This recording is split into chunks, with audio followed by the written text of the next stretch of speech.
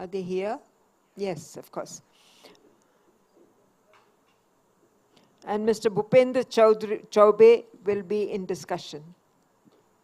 The future of politics, burning subject.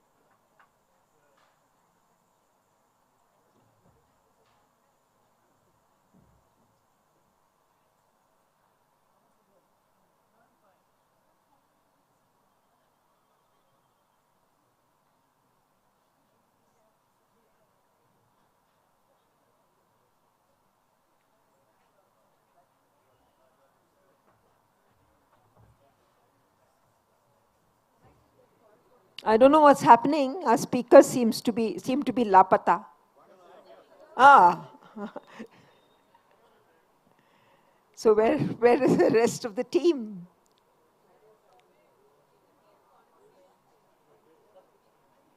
Search party. His ID is here. His ID is here.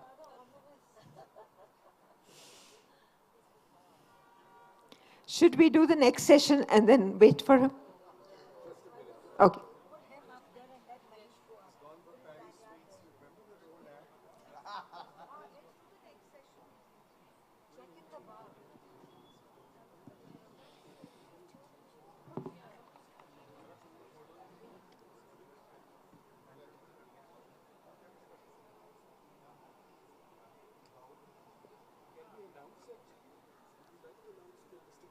Yes, Mr. Prem Shankar Jha, are you anywhere around where you can hear my wonderful voice? Prem, maybe that'll work.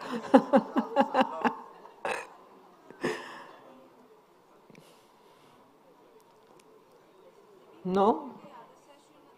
Yeah, I think that's what we should have to do. We'll find out. I will send out another yodel. Nilofer? All this has to happen when I am comparing for the first ever time in my life. And a search party for you. Aye, aye.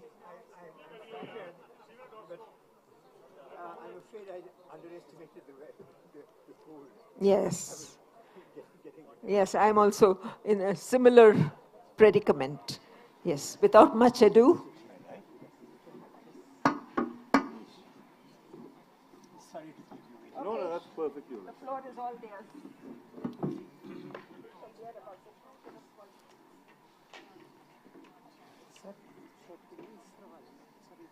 No, that.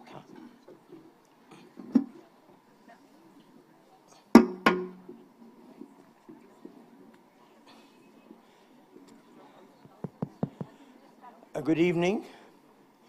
Thank you for waiting. Thank you for being here, all of you. In spite of the cold, in spite of the time that in spite of the fact that we overshot our time in the festival, and it's my honor and pleasure to be interviewing or starting the discussion with Manish, whom I've known since his teens, if I may say so. And it's really a pleasure to see how he has grown and developed. And I would recommend that you read a piece he wrote recently in the Tribune. Yes, that's my problem. Thank you very much. Yes. You're both going to just have a conversation because your moderator is missing. Oh, That's all right. that's all right. No problem. I mean, I've never had a problem speaking. The problem is how to stop.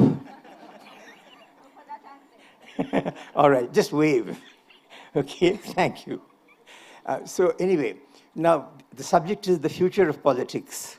And we have really got to think of politics today now in just not just in one level, which is the national level, but also the global level, because thanks to globalization, the two have got so tightly interwoven that it is now impossible to keep one away from the other.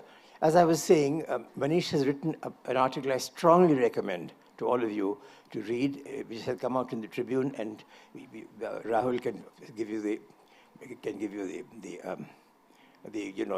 link. It's quite easy. Or I can give it later on. Anyone who would, I'll put it out for you. But it's about where we are going in this globalized world and what has happened to the idea of political morality and in the specific context of what is happening today with Israel and Gaza. So Manish, may I start by asking you to summarize briefly what you said in the article, just the main points, and then we can go on from there. Good evening, Mr. Jha, and thank you very much for those kind words. You do realize that the two of us are very brave people who are standing between a whole group of thirsty people in the bar. So therefore, I would like to thank the Kasoli Literature Festival for having me here. Well, the very short point that I would like to make in response to what Mr. Jha asked. We are at a cusp where the world is going through some very fundamental transitions. Transitions which are really going to alter the world as we know it. The first and the foremost is the Westphalian transition.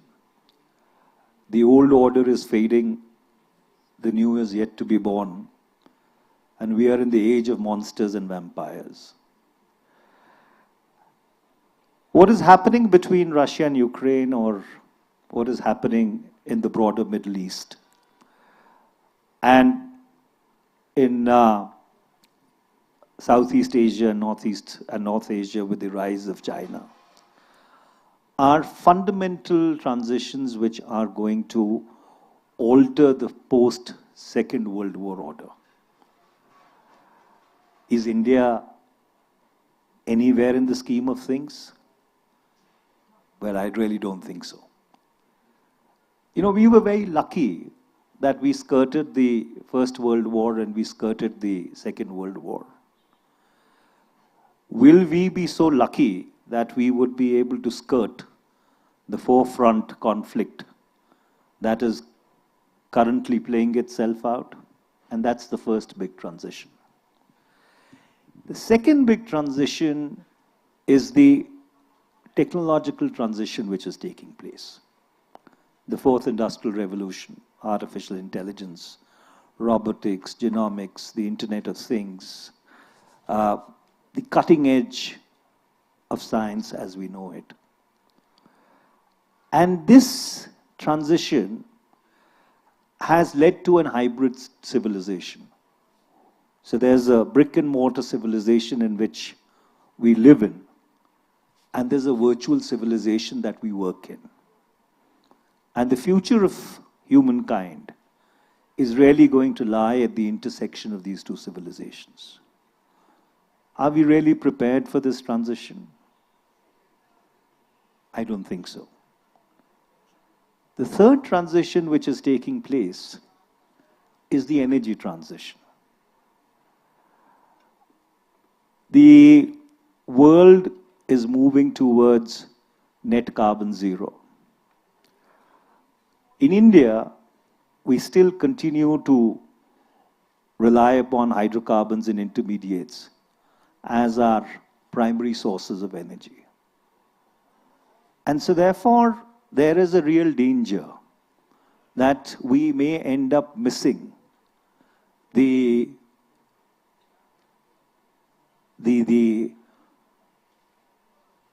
fundamental energy transition which is playing itself out. And fourth, of course, is the climatic transition.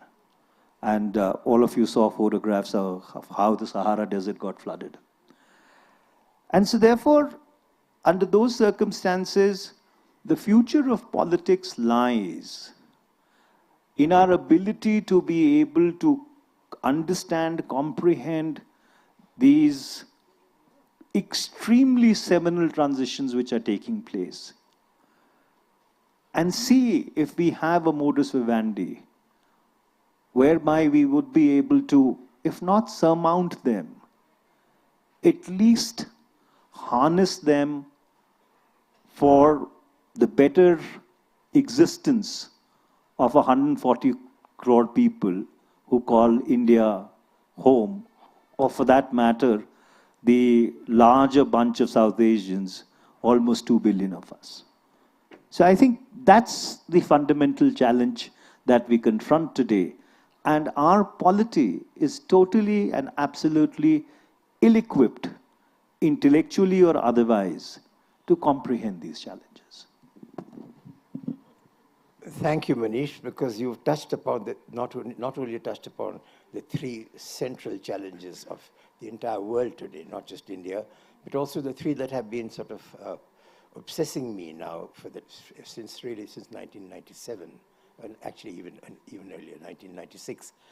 These are, one, of course, is the end of the Westphalian international order, which is now most visible in the complete ignoring of the UN and the fact that Article 2 of the Charter of the UN, which required agreement of the UN for any just war, unanimity in the Security Council, that's been thrown out of the window. Instead, what we have is absolute chaos. The US, great writers like Fukuyama and others said immediately after the end of the Cold War that that war essentially is history. And he called it the end of history. And we find that, in fact, the US has been at war in one country or another ever since their victory in the Cold War, with the solitary exception of the 4 years of Donald Trump, ironically. So we are in a jungle where its might is right, and India doesn't know where we fit in just now. The second one is the political economy of globalization. I think it's very important to understand what precisely has happened. Prior to the era of globalization, we had 200 years of the era of the nation-state capitalism, which has been written about by very brilliant authors like Fernand Braudel in France, Eric Hobsbawm in Britain, and others. I'm not going to dwell on that anymore because all of you can go and can look it up for yourself. But fundamentally, the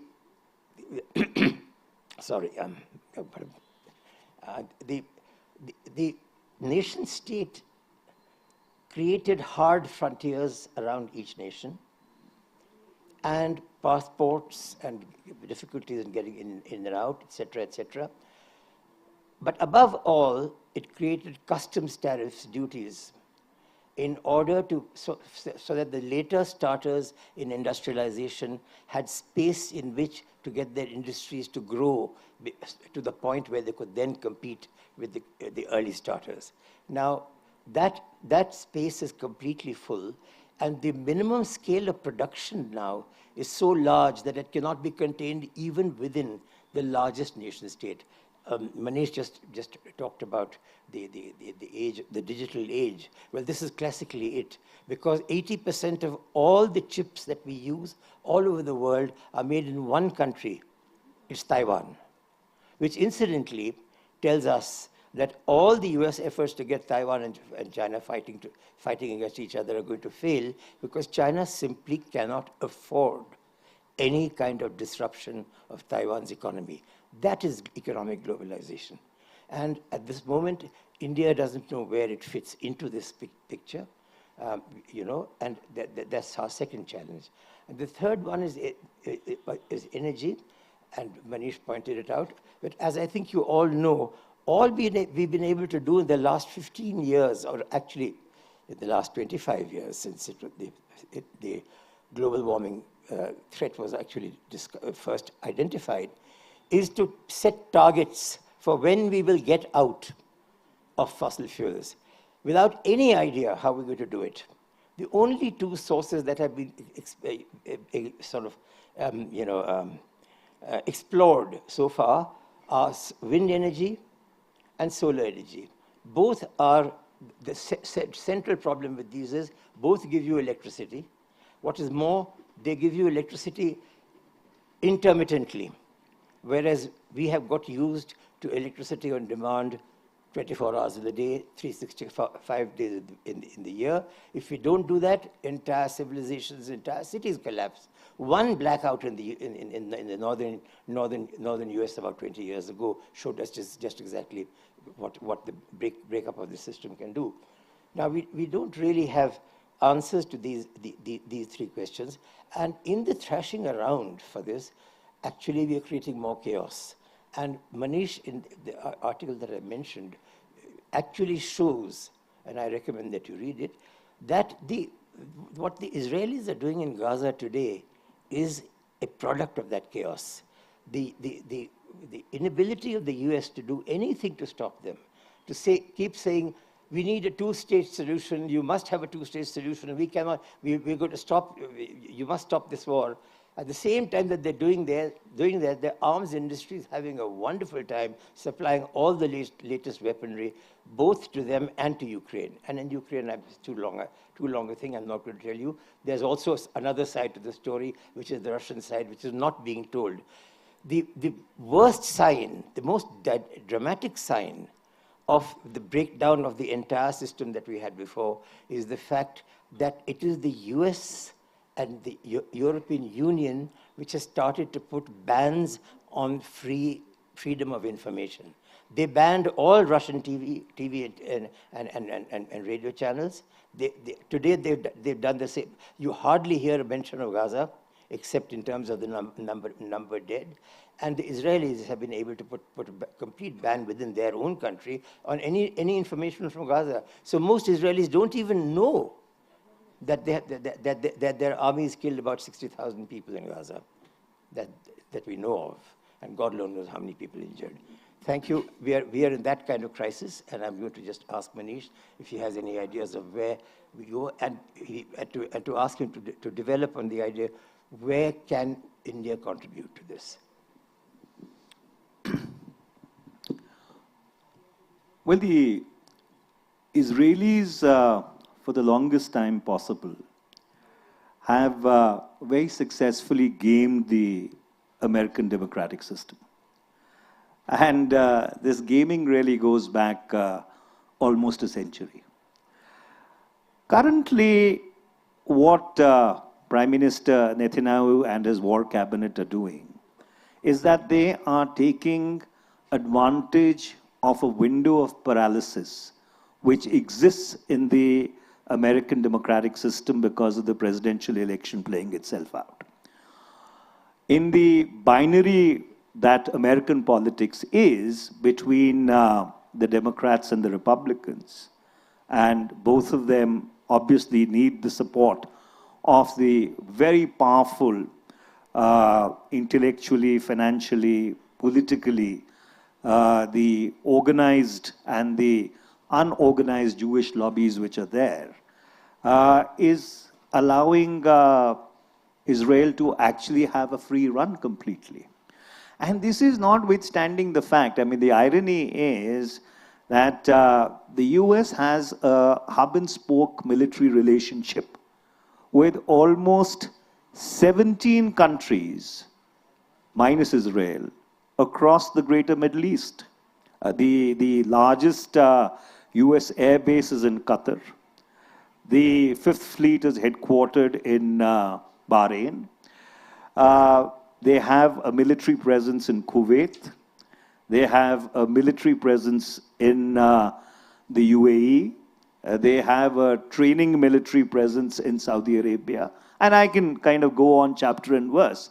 So therefore, for all the lip sympathy which the Arab states have been paying to the two-state solution, now going back to 1947, the fact remains that their collective heft, in addition to whatever oil and gas equities that they have not been able to stop Israel from doing what it has continued to do.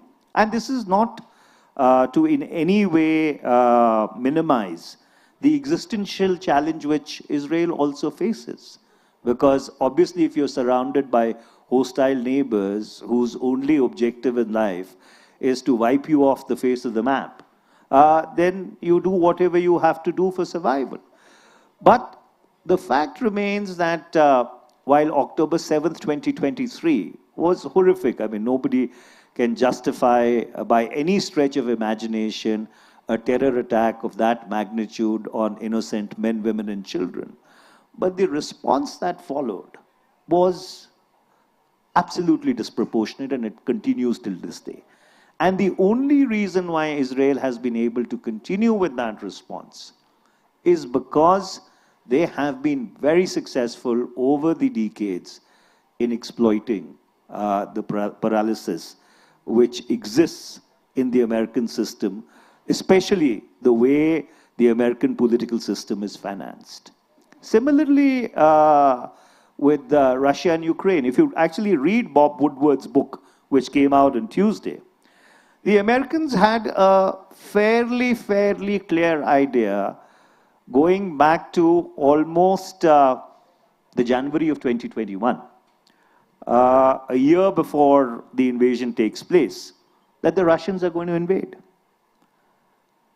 And so therefore there was all this troop buildup which was taking up, field hospitals were being set up, there's all kinds of satellite imagery that they had access to, that they were sharing with their allies, you know, part of the Five Eyes and beyond that in NATO.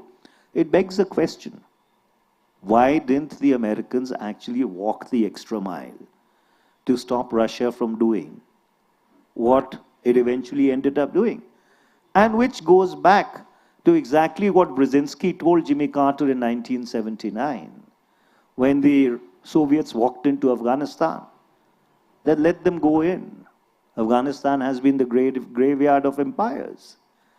And what you currently see is that the entire Western alliance, NATO and the entire Western alliance, is prepared to fight the Russians to the last Ukrainian. Because in their minds, they've concluded that, like Afghanistan was the graveyard of the Soviet Empire, which led to its unraveling and dismemberment, Ukraine may well turn out to be the graveyard of Russia. I'd like to add one question here. I mean, the sheer insanity of this strikes me every day, because about, I think, 18 years ago, I did publish a book on the political economy of globalization. And since then, I've wondered, when every single country is dependent either for raw materials or for brain power or for markets upon every other, what on earth was NATO doing when it went back on 9 separate, clear, unambiguous assurances to Russia that when, you know, at the end of the Cold War, first in Reykjavik and then in 1986 and then in Camp David in 1990, why did the Americans, after giving assurances that NATO would not move 1 inch eastwards from where it was, why did they expand NATO from 12 states in 1990 to 30 states just before the Ukrainian war? Why? What on earth could they gain? I think that what's happening is, this is my reading, that the military and political establishments in the previously dominant countries of the world are unwilling to let go of that dominance and that hegemony. While the economic structure of those same countries requires increasing interaction and increasing terms of interaction on terms of equality with the rest of the world.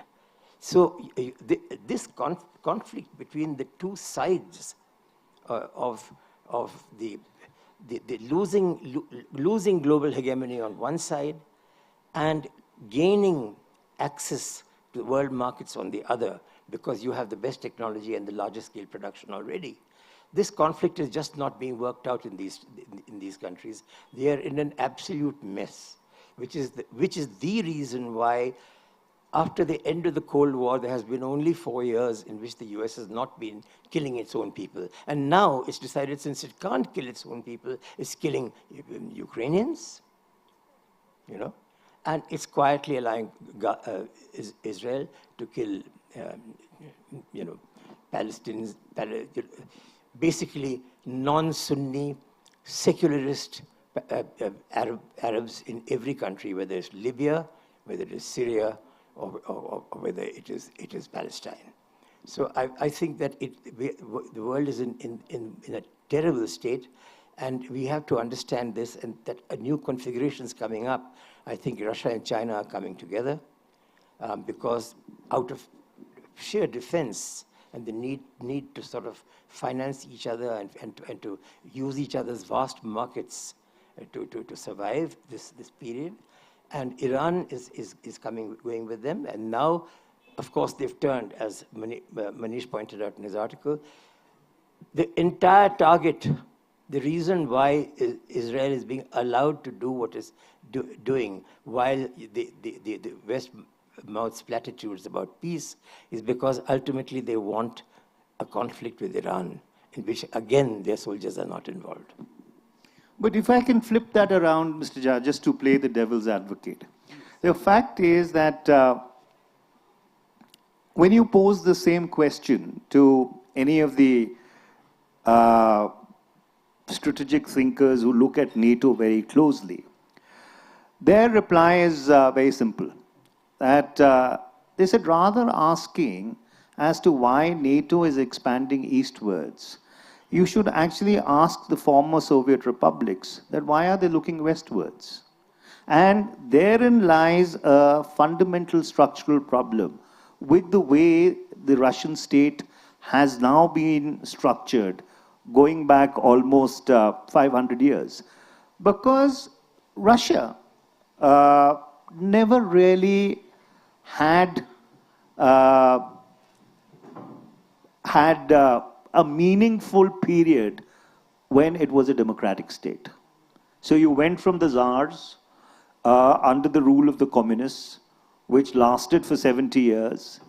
And when the Soviet Union emerged from that, dismembered, its Eastern European satellites having spun off in a different direction, you had this brief period when Russia was led by Yeltsin, who unfortunately let Russia and Russians down completely because of the way he governed Russia for that brief period. And then you had Mr. Putin.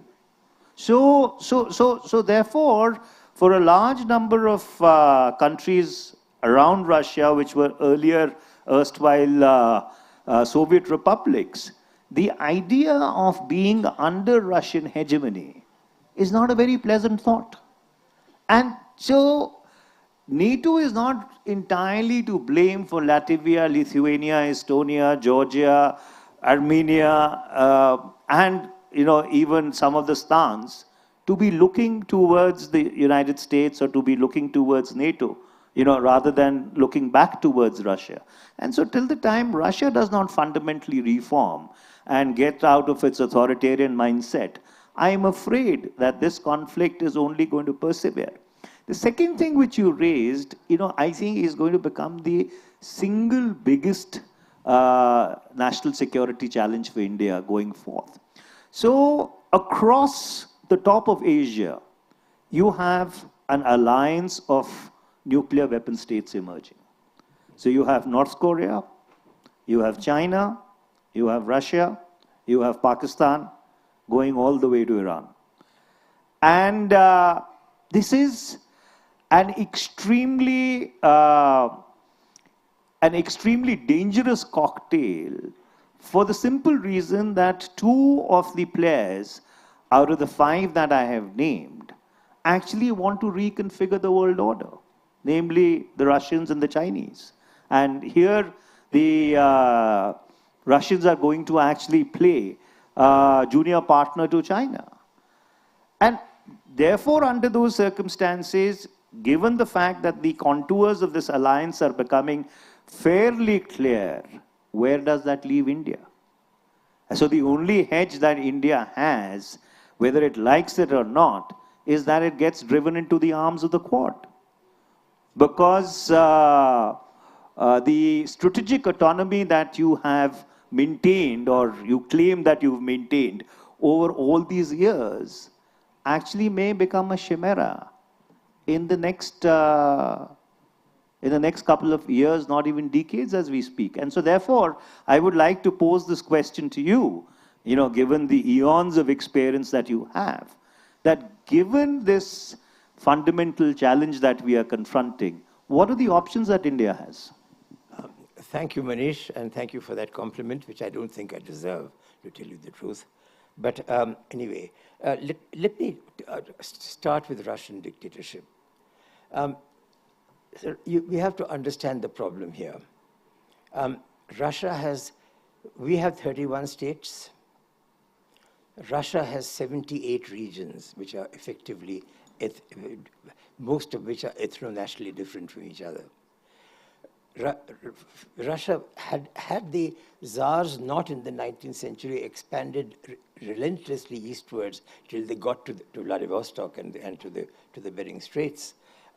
There would have been really no problem for Russia to integrate. They were already integrated. They had treaties with Britain and France and everything before the First World War, and the court spoke French. So, but the point is, that expansion created a vast multinational state, multi-ethno-national state, with nothing in common. And the only way you could hold it together was through sheer power. Now, there were two alternatives when the Cold War ended, and Russia faced the economic challenge, which actually ended the Cold War. Which is, okay, let it disintegrate. But where would this process stop? The mayor of Vladivostok had already declared independence and invited Japanese investment, which was pouring into Vladivostok, while the Russians on the west side, their farmers were pouring their milk, the milk they were producing into the ground, because the transport system had collapsed. And the transport system had collapsed because Russia had no foreign exchange, even to be able to replace the equipment, the transport equipment that had become obsolete. Now, this was the kind of crisis condition they were in that Manish mentioned in 1996, when Yeltsin, with the good luck of Russia, actually died of drink. So I think that now Gorbachev was very, very clear on this. He did not, his entire problem was to hold this thing together in Russia. And the idea that all the other Warsaw Pact countries were frightened of Russia, and therefore what did join NATO for purely political reasons, doesn't stand, because if that was so, why did Russia release them in the first place? After all, they not only did that, but they also moved out of Estonia, Lithuania, and Latvia, which they were actually had absorbed, because these had been first conquered by the Nazis, and the Russians had driven the Nazis out. And then, because the Cold War began immediately after the end of, after VE Day, in Victory in Europe Day, the Russians did not move out of those. Gorbachev first moved out and gave them full independence, and then the Warsaw Pact broke up, and he made no attempt to go back on it. So the question is, why then only Ukraine? And why did the other countries want so much to become part of NATO? The truth is that they desperately needed economic growth, and all of them wanted to export their labor and get to the West, which was then doing very well economically, if you remember, in the 90s, and also to be able to get the technology and the capital from there.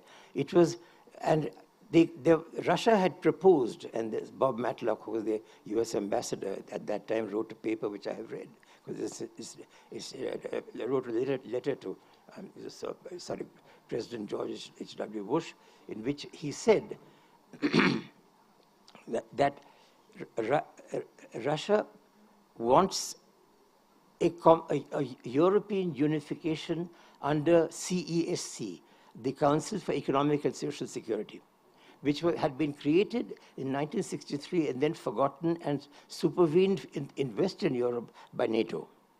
And my strong suspicion is that, well, we know for a fact, because of the huge outpouring of labor and cheap labor from Romania, Hungary, Poland, etc., into Western Europe, but which caused Brexit, by the way.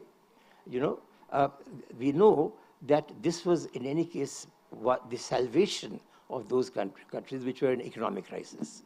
But if that is so, then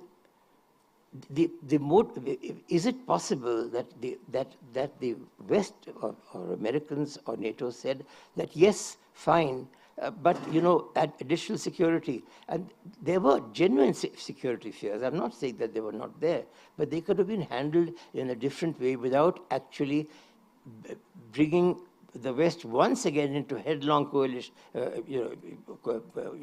conflict with Russia. I think the West needed the conflict because there are only basically 3 industries that have been left which are sufficiently high-tech not to have gone global. These are aerospace, defense, and artificial intelligence. So, and all these benefit from war. So I do not say that I'm sure of this, because I do not know the inner workings of those countries, but the way that they have behaved and the sheer irrationality of continuing with wars one after the other, and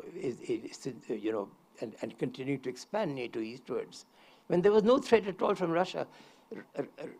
Russia had got to a point, and I went there twice, in 1996 for 3 weeks, and then in 2000 again for 2 weeks, and I saw the absolute terrible poverty that the Russians were in, and the fact that they had not lost their pride. So the anger against Yeltsin and also against Gorbachev for having started down this road was so intense, I cannot describe it to you. I could go on this for a long time, but I'm going to stop here. But Mr. Jha, I mean, let me once again play the devil's advocate. The tragedy of Ukraine did not get scripted in the February of 2022. The tragedy of Ukraine actually gets scripted in Budapest in 1995. When the Soviet Union broke up, Ukraine had the 3rd largest nuclear arsenal in the world. The 4th largest was with Kazakhstan. It's another matter that there are many theories about whether the Ukrainians or the Kazakhs could have actually used it because the command and control systems were with Russia in Moscow or around Moscow. But be that as it may, the fact is that the United States of America, Great Britain, and Russia gave cast iron guarantees that Ukraine, in return for giving up its nuclear weapons, would have the surety that its territorial sovereignty and its integrity would not be violated. And so therefore, if you juxtapose it with the fact that in the core Russian psyche, the city of Kiev and the Ukrainian lands are really the cradle of the Russian civilization. The fact that they allowed Ukraine to go at that point in time was because of the force of circumstances. But the fact that they wanted it back was a dream that they never let go of. And they very, very carefully scripted it out because at that point in time, Bill Clinton and the rest of the West was trying to rein in nuclear proliferation. The Ayatollahs of nuclear proliferation actually held the high pedestal in Washington, D.C.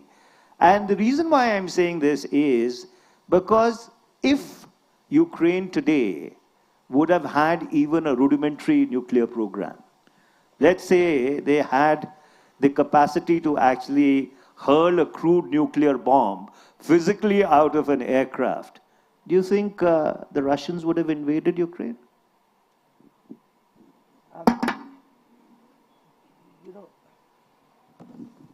One thing we forget, first of all, is that Ukraine was a part of Russia till 1956.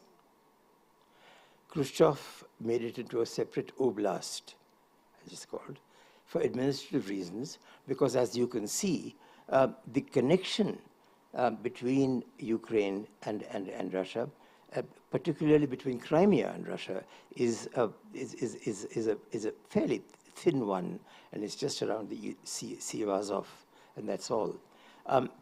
They wanted, for purely administrative reasons, to make Ukraine a separate thing. They never dreamt that there would be a problem, a political problem here, and the reason why this is important is because Russia's only warm water port and its largest naval base is Sevastopol, which is in Ukraine, or was in the Crimea. So beginning with the Orange Revolution and a variety of resolutions, it became clear, and also the talks between what's his name, Elizabeth Blumenthal, who was the Undersecretary of State for East Europe, and the ambassador in Ukraine, who used to Jeff Pyatt, who was 7 years earlier in India. The talks, the Russians recorded these and they put them on the net, and I've read them and I've got them in my file. These were all about how do we manipulate the Ukrainian political system to get rid of the pro-Russian elements and to bring in pro-European elements. And this was there already, right from the start. I do not know why Ukraine was so important to the West. I can understand its importance for Russia, but not for the West. However, its importance for Russia was crucial. It was Sevastopol, and I'll tell you what happened. For several years, the NATO had been having a marine operation exercises in the Black Sea, stretching all the way to Georgia in the east, called Operation Sea Breeze. Now, Operation Sea Breeze went on, it used to be 3 months a year in summer, and Russians have said nothing about it. But in 2012, for the first time, a US cruiser joined this European fleet that used to go up and down. And that it was a missile cruiser. And just a year earlier, a US destroyer had fired 133 Tomahawk missiles and destroyed the entire military strategic logistics of Libya in one night. Now, the fear in Russia would have been that, look, suppose things go wrong with us. With that one ship can destroy the whole of Sevastopol or our entire navy in a surprise attack. We just cannot afford that. And it was because of Operation Sea Breeze and the joining of the Americans in that I think, I'm pretty sure of it actually, that they decided that they cannot afford to leave Crimea, which is always a part of Russia, even more than the rest of Ukraine, in the hands of Ukraine. And that is why they invaded Crimea. Now, actually, the one person who said, do not interfere, do not try to get this back, was Henry Kissinger, who on the 13th, in March 2013, wrote an article in the Washington Post pointing out that, look, Ukraine is not the Warsaw Pact. Please don't get into a war on this issue. And John Mearsheimer gave us an hour and 15-minute speech. He was the head of the political department in the University of Chicago, and easily the most important political scientist in the US. And for a 75-minute lecture on why it is very important not to sort of tamper with Ukraine and try and draw it into NATO, even if it wants to go there. I'm afraid that these are things that are all on record, and they were systematically ignored, not only by the governments concerned, but also by the international media. So it took me a lot of work to find all this. So essentially, what you're trying to say is that Ukraine is to the American-Russian rivalry what Poland was actually to the British and the French rivalry in the 19th century, or Belgium was, or Afghanistan was to, again, the Soviet and the American rivalry, a pawn on the chessboard to be played around. The question is that at the end of the day, Ukraine is a sovereign country. And as a sovereign country, it has the right to make sovereign choices. And in the 21st century, irrespective of what your strategic interests might be, does that give you the leave or license to really transgress upon somebody's sovereignty in the manner in which Russia has gone into Ukraine? I think that's a question which is very fundamental to what is playing itself out in Europe. So therefore, if you were to look from the point of view of countries around Ukraine, if today it is Ukraine, tomorrow it could be Poland, the third day it could be Hungary. You know, where does this stop? So I think, in my respectful opinion, Mr. Putin has ended up making a strategic mistake. His best case scenario would be that if at some point in time this leads to a reordering of the European security architecture, which is to Russia's tactical interest, I think that would be the best case scenario for him to extract himself. Well, Manish, it's been a pleasure talking to you about this. We do disagree on this, but it's not a fundamental thing.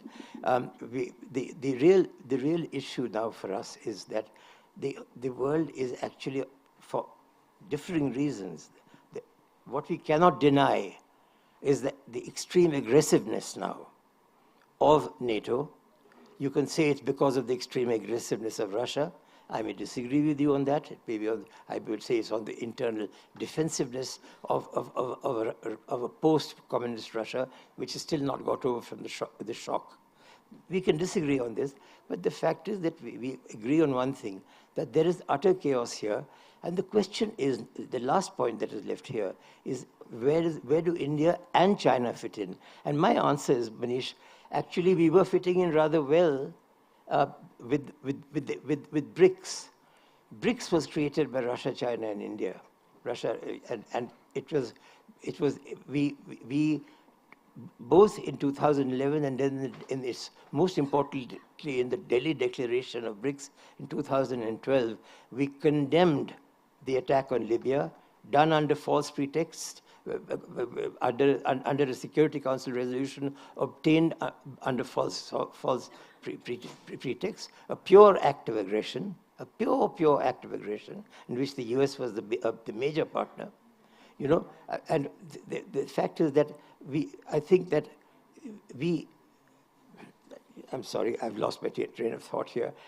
One of the problems with being 85 is that this does happen, you know.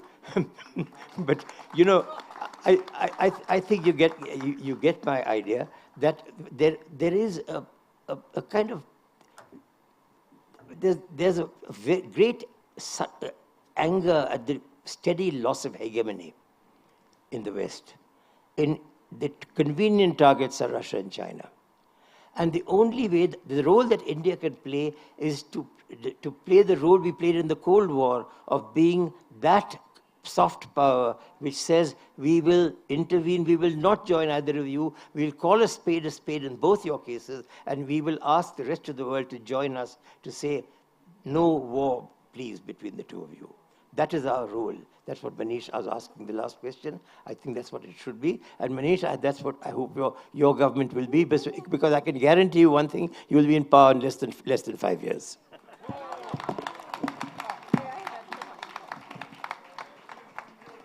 A woman must have the last word.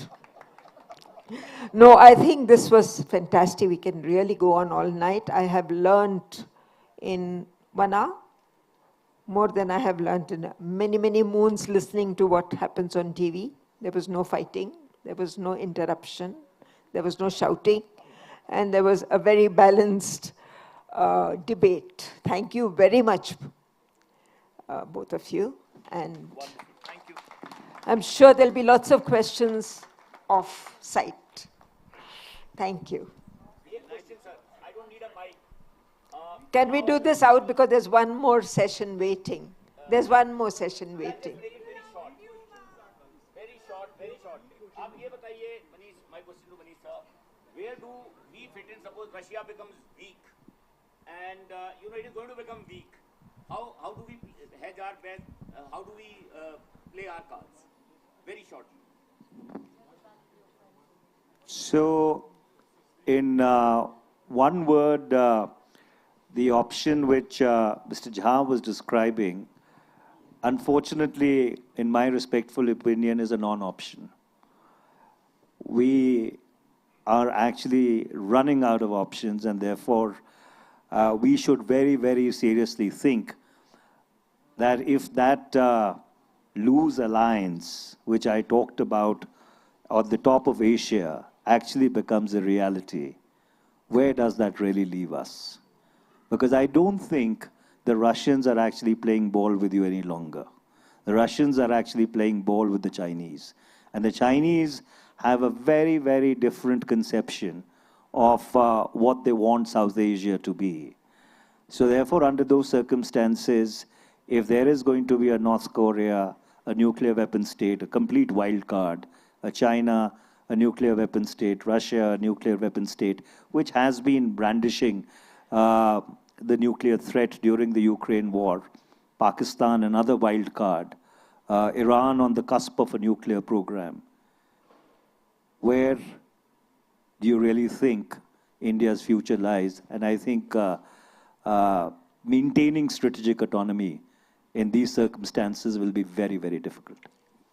May I just add something here? I think we are fundamentally wrong in believing that China is hostile to India. I must point out some very unpleasant truths to you. The first is that the actual war in 1962 was not started by China, it was started by us.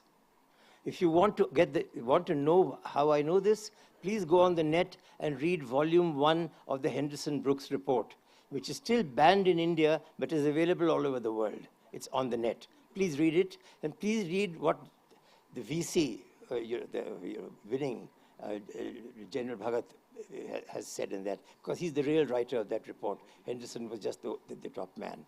Okay, that's number one. The reason why China does not want a war with anyone is because its entire economy is an export-led economy. The first thing that is destroyed by war is trade. So China's entire base of its success and its, which has been very dramatic, will be destroyed there. Now, there's one Indian expert on foreign policy, Srinath Raghavan, the best by far that we have.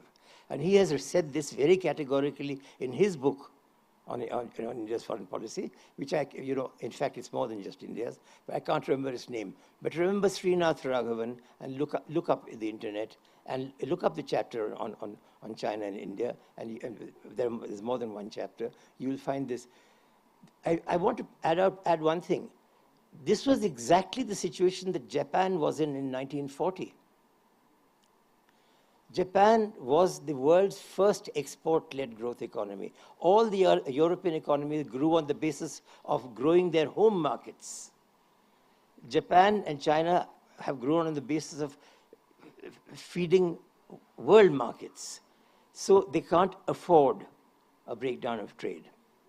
That's a simple fact. Japanese couldn't either, and the Americans knew it. So what they did in 1940 and 41, 1939 and the 40 and 41 was first they embargoed the supply of high-tech industrial equipment to Japan, and in 1941 June they blockaded the supply of oil to Japan.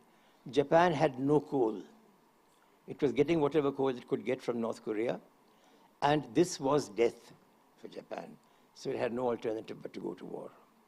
Now, when I wrote this in the Wire some time ago, I got a very angry response from a very well-known professor in Sweden who said that, you are actually justifying the Nazi war.